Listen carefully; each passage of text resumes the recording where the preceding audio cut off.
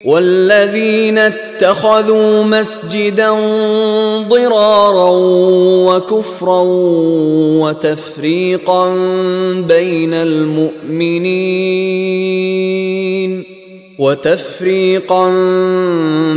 المؤمنين وإرصادا لمن حارب الله ورسوله من قبل وَلَيَحْلِفُنَّ إِنْ أَرَدْنَا إِلَّا الْحُسْنَى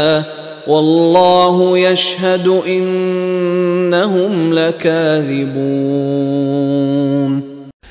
والذین اتخذوا مسجدا ضرارا وکفرا وتفریقا بین المؤمنین وارصادا لمن حارب اللہ ورسولہ من قبل، اور وہ لوگ کہ جنہوں نے ایک مسجد بنائی ہے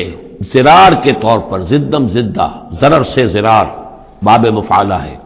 وکفرا اور کفر کے لیے، وتفریقا بین المؤمنین اور اہل ایمان میں تفریق پیدا کرنے کے لیے، وارصادا لمن حارب اللہ ورسولہ اور ان لوگوں کو گھات فراہم کرنے کے لیے، جائے پناہ دینے کے لیے کہ جو اللہ اور اس کے رسول سے جنگ کر رہے ہوں، من قبل جو کہ اس سے پہلے سے اللہ اور اس کے رسول سے جنگ کر رہے تھے۔ یہ مسجد ضرار بنائی تھی منافقین نے مدینے کے اندر، اور مسجد قباء کے قریب کے علاقے ہی میں تھی یہ، اور یہ اصل میں اس کے پیچھے ایک شخص تھا ابو عامر راہب، خزرج کا یہ شخص تھا، اور یہ شخص بھی ویسے بڑا عالم شخص تھا، اور یہ عیسائی ہو گیا تھا اور راہب ہو گیا تھا، جیسے کہ ورقہ ابن نوفل تھے، وہ قرشی تھے، لیکن وہ بھی ان کی طبیعت سلیم تھی، عقل سلیم اور فطرت سلیمہ کی روشنی میں انہوں نے بھی اس وقت پھر بت پرستی چھوڑ کر اور عیسائیت اختیار کر لی تھی۔ کان یکتب التوراۃ بالعبرانیہ، اور اتنے بڑے عالم تھے کہ تورات عبرانی زبان میں لکھا کرتے تھے۔ تو اس حوالے سے اسی طرح کی ایک پیرلل شخصیت یہ ہے، ابو عامر خزرج کے تھے یہ، لیکن یہ شخص جو ہے راہب بنا، لیکن اس کو معاملہ برعکس ہوا۔ ورقہ ابن نوفل نے تو حضور کی تصدیق کی جب حضرت خدیجہ رضی اللہ تعالی عنہا لے کر گئی ہیں حضور کو، ان کا کہ یہ وہی ناموس ہے جو موسیٰ اور عیسیٰ پر آیا تھا، اور اللہ کرے کہ میں اس وقت تک زندہ رہوں جب کہ آپ کی قوم آپ کو یہاں سے نکال دے گی۔ تو حضور حیران ہوئے، اب مخرجیہم، کیا یہ لوگ مجھے یہاں سے نکال دیں گے؟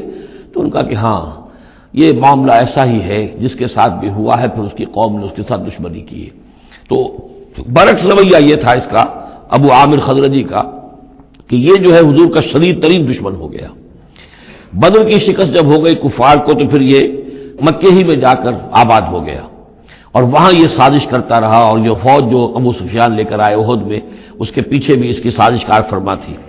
اور احد میں ساتھ آیا مشرکین کے، اور وہاں آ کر اس نے مسلمانوں کے جب لشکر آمنے سامنے ہوئے تھے دامن احد میں، تو اس نے باہر نکل کر تقریر کی تھی انصار مدینہ پر، جو بھی اثرات اس کے تھے، قدیم کے نیک آدمی تھا، عالم آدمی تھا، زاہد آدمی تھا، راہب تھا،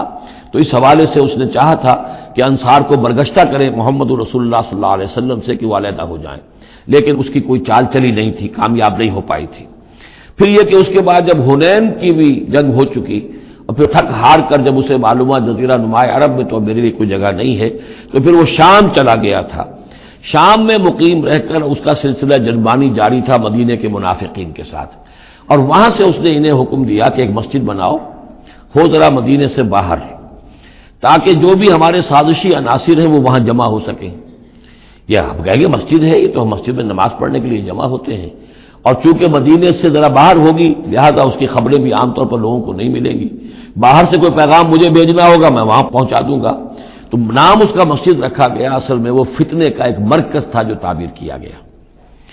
تو والذین اتخذوا مسجدا ضرارا وکفرا وتفریقا بین المؤمنین وارصادا لمن حارب اللہ ورسولہ، یہ تھے مقاصد اس مسجد کی تعمیر کے، مسجد نما عمارت جو انہوں نے بنائی تھی، کہ وہ اصل میں مسلمانوں کو نقصان پہنچانے کے لیے، کفر کی تقویت کے لیے، اہل ایمان میں تفریق پیدا کرنے کے لیے، اور جو بھی اللہ اور اس کے رسول کے دشمن ہیں ان کو ایک جائے پناہ اور ان کے لیے ایک گھات کی جگہ کہ وہ وہاں جا کر آ کر بیٹھے، جی مسافر ہیں، مسجد کے اندر ٹھہرے ہوئے ہیں، ان کے اوپر کوئی جو ہے کوئی تعارض ان سے نہ کرے۔ وَلَيَحْلِفُنَّ إِنْ أَرَدْنَا إِلَّا الْحُسْنَى، اور عن قریب وہ قسمیں کھا کھا کر کہیں گے کہ نہیں نہیں حضور، ہماری کوئی بری نیت نہیں تھی، کوئی ارادہ نہیں تھا، بلکہ یہ کہ ہم نے تو نیکی کا ارادہ کیا تھا۔ اصل میں دوسری مسجد ہم سے دور پڑتی تھی، کچھ جماعت میں ہماری کچھ نمازیں رہ جاتی تھی جماعت سے، ہم نے کہا کہ ہم ایک مسجد اور بنا لیں تاکہ ہماری تمام جو نمازیں ہیں باجماعت ادا ہو جائیں۔ واللہ یشہد انہم لکاذبون، اللہ گواہی دیتا ہے کہ یہ جھوٹے ہیں۔